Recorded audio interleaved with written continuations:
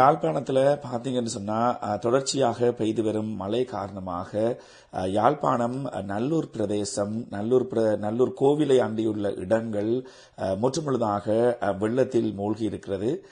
இந்த இடத்துல பார்த்தீங்கன்னு சொன்னால் கிட்டத்தட்ட 2.5 அடிக்கு மேலே தண்ணி வந்திருக்குது.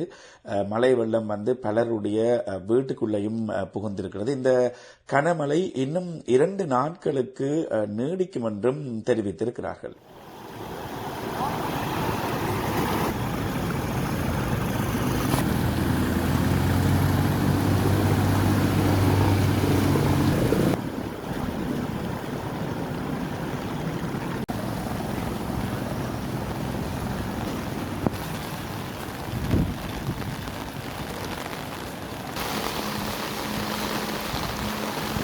Ini kan juga nggak lah.